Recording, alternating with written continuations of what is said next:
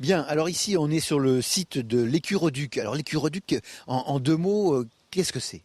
Alors, un écuroduc, c'est ni plus ni moins un passage au-dessus d'une route, parce qu'on essaie de préserver un petit peu une catégorie, certaines catégories d'animaux, on les protège. En l'occurrence ici, on protège un écureuil. Enfin, la catégorie des écureuils roux. Alors pourquoi? Parce que l'écureuil déjà de roux, qui est local, qui est reconnu comme étant local, c'est un écureuil qui est on étudie un petit peu son implantation, et puis de savoir s'il n'est pas en régression. Alors, on a l'impression que Rambouillet devient un peu une ville pilote parce qu'il y a eu d'autres expériences et des projets qui ont été menés à terme. Mais je trouve qu'il y a une dimension, encore une fois, entre la ville et puis la population et la forêt qui est autour. Et tous les éléments sont là. Vous savez, la recette est là pour. Les hôtels à abeilles, on va avoir maintenant les curoducs. Il y a plein de choses comme ça qui sont mises en place. Jachère fleurie, etc. Il y a tout un art de vivre sur Rambouillet qui s'y prête. Alors, on sait maintenant que les abeilles facilitent la pollinisation. Quel est l'apport de l'écureuil pour le développement de la nature?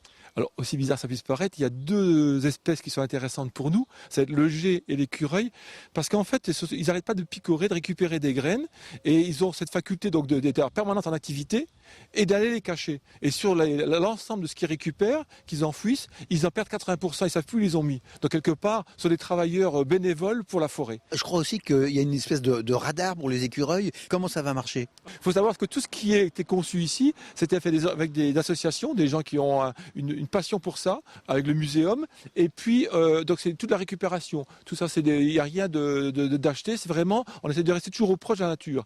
Et entre autres, sur ce passage aérien, on s'est dit, mais ce serait intéressant d'avoir un appareil photo à déclenchement automatique. Donc on a même petit radar. Je ne sais pas s'il y aura la vitesse dessus qui apparaîtra.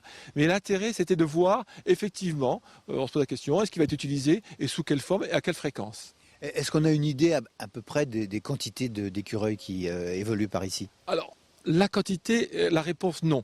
On sait qu'il y en a, on en a vu, on en voit quelques spécimens, mais une fois de plus, c'est que tant qu'on n'est pas passionné par une chose, on ne se rend pas compte. Et puis tout d'un coup, on est attentif, on parle d'écureuils, on dit tiens, il y a un écureuil à tel endroit, tiens, il y en a ici. Et effectivement, alors on sait que c'est fréquenté.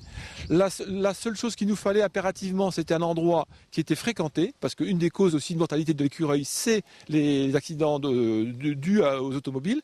Donc l'intérêt, c'était de faire un petit peu un pont aérien, parce qu'aujourd'hui, ce qu'on veut surtout faire, c'est maintenir une population, certes, mais aussi conjuguer à la fois le progrès, parce qu'on vit dans un monde où il y a la ville, mais la ville, on ne peut pas faire autrement que d'avoir des routes, mais l'important c'est de pouvoir conjuguer ça, avoir des îlots, des transferts entre les choses. Il n'est pas question tout d'un coup, parce qu'on fait une ville ou une route, de créer un déséquilibre. L'intérêt là-dedans, c'est de continuer à cohabiter ensemble.